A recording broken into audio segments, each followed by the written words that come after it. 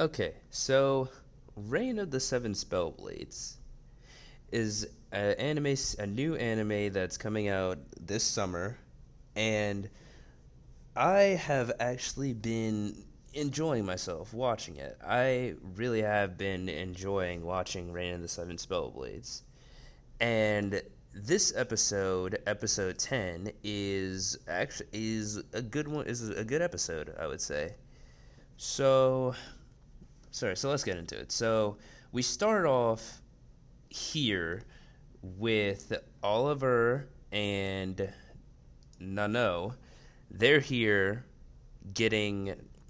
They're up early for training, and in the last episode, we saw that Milligan gave these two and their friends her workshop in order for them to do whatever they wanted to, and they can train and do whatever they want inside the workshop. So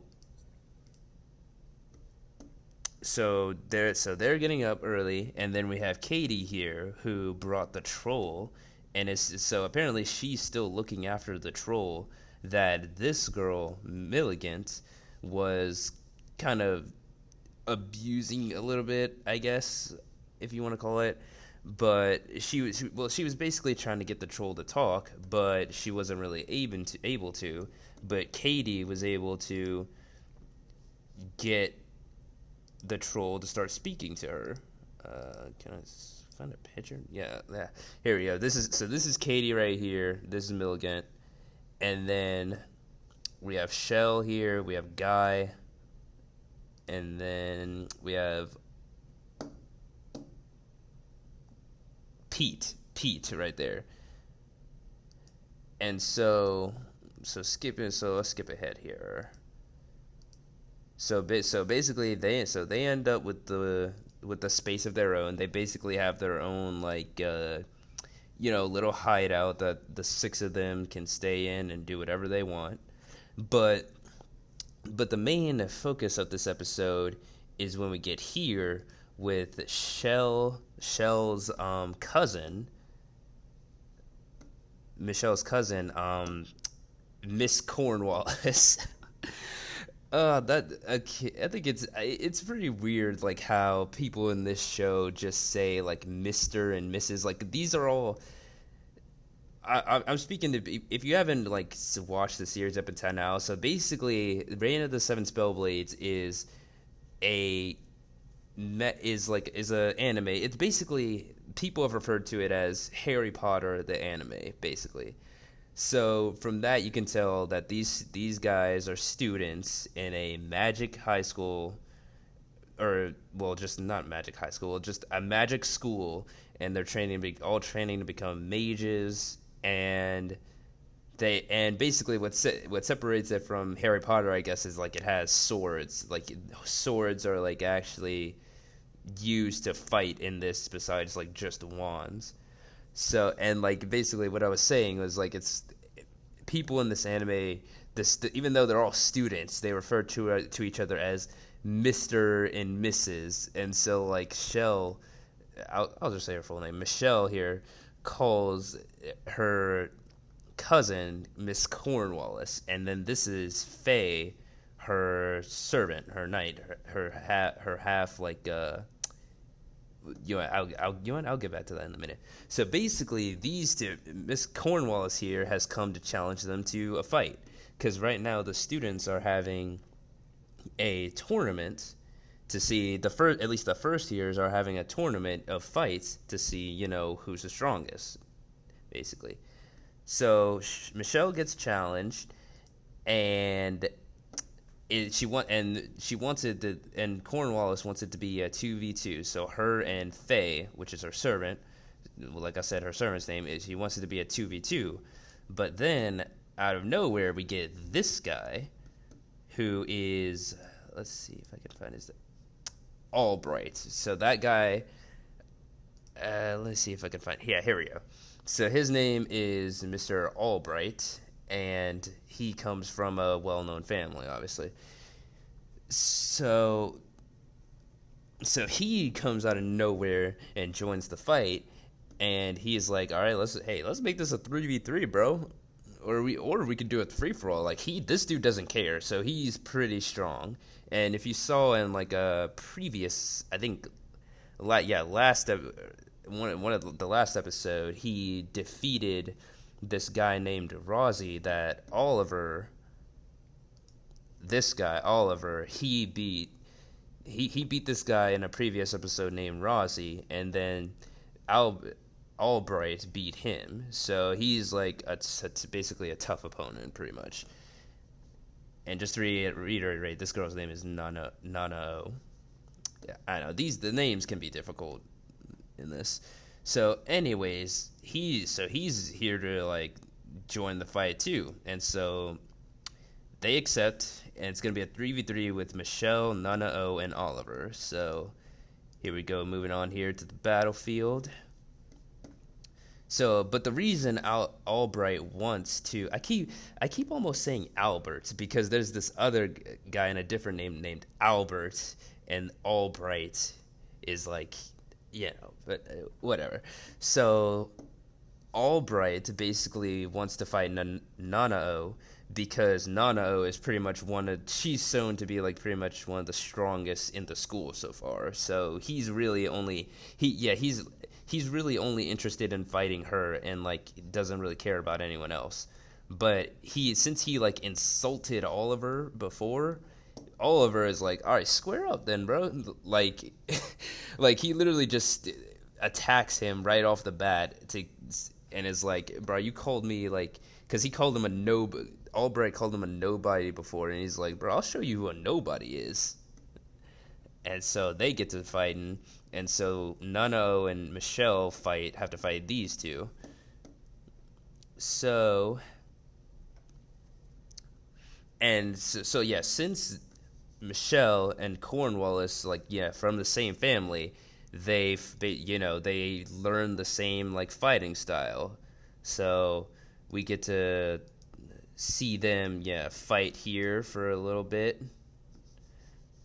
We see them fight for a little bit here, and then Faye over here is taking on Nano, and so skipping ahead a little bit here. Yeah, so Oliver, like we said here, is fighting out Albright. I almost said Albright again. God dang, what is wrong with me? Anyways, just please try to forgive me for like messing that up so much. Anyways, moving on here. So basically, the thing about Oliver that we've come to know from watching the show is that basically there's not really that much special about the guy. At least to other people, he doesn't seem that special. Because I'm not saying he's not. It's not that he's weak. He's not weak. It's just that he doesn't have anything in his fighting style that's like specific to him, or like he specializes in. He's basically a jack of all trades fighter.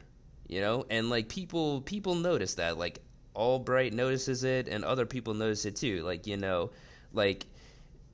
There's just nothing like flashy to him. It's all just he just goes by the books. He learns the attacks from the textbooks, and he literally just copies that exactly. Now some of you might be saying, well, you gotta learn. That's what you gotta learn. So like, why would you not just use all of that? But but the thing is, like, it's just like I said before. There are other people out there where it's just like, you just copy other people's things and you don't really have like your own style. Like I wouldn't say it's necessarily that he's using like the textbook moves and all that. It's just that he just doesn't have his own like sort of way of like using moves and stuff like that. You guys get what I'm trying to say? Yeah. So but Oliver is pretty much like but that's just what he sticks with, and like he actually ends up landing a hit right here. Hold on. Moving on right here. But see, Oliver is like, hey man, I stick to the textbooks, and if they work, they work, and he actually ends up landing a hit on Albright here. So that's pretty cool. So skipping past, moving away from their fight. So Cornwallis and Faye are actually both struggling against Nano and Michelle. So they're in sort of a pickle here. So then we get to see their backstory here. So Cornwallis's I think I just saw her name was Stacy. Yeah, I'm gonna say Stacy right now because I'm pretty sure I just saw it in the subtitles. So Stacy's father was actually going to kill Faye right here. So that's Faye wrapped up in a blanket. So he was kind of like an abandoned um, child. And so this right here we get to see their backstory kind of here. And what's interesting, okay, so wait, that's later on. Okay, so yeah, if you haven't figured it out by now, Faye is actually a demi-human. So moving on here, bang, he is actually half human, half werewolf, which is crazy. I mean, look, this girl, this girl Stacy, look, she literally just mounts on his back and he just runs around trying to like smash stuff. So yeah, Faye can turn into a whole freaking werewolf, and that's like all cool. But so skipping ahead here, but Michelle actually points out that since Faye is half human and he's only half human, half werewolf, they actually come with a lot of disabilities actually. So like since he's not fully werewolf, he when he transforms into a werewolf, it actually puts him in a lot of pain. Like it puts him in great pain because he's not fully werewolf. And Michelle points this out, but Stacy is just like, you all right, actually, all right, hold on. Let me see, moving on here. So this is what I was trying to mention earlier. We get another like flashback here, where we realize that Stacy's father actually didn't really like her because she's not his real daughter apparently, which is crazy, and that's why Stacy is so like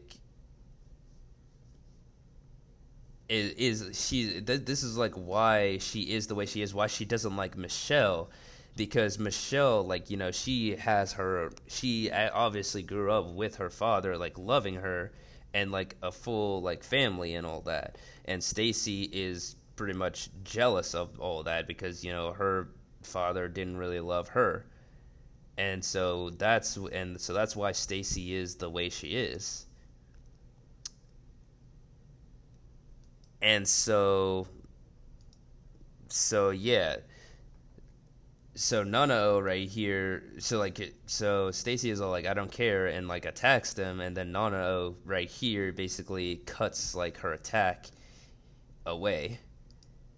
And so Nanao basically tells Michelle like, "Hey, look, man, I understand that you're trying to help them, but we're kind of in the middle of a fight. Like they're trying to defeat us with their full strength.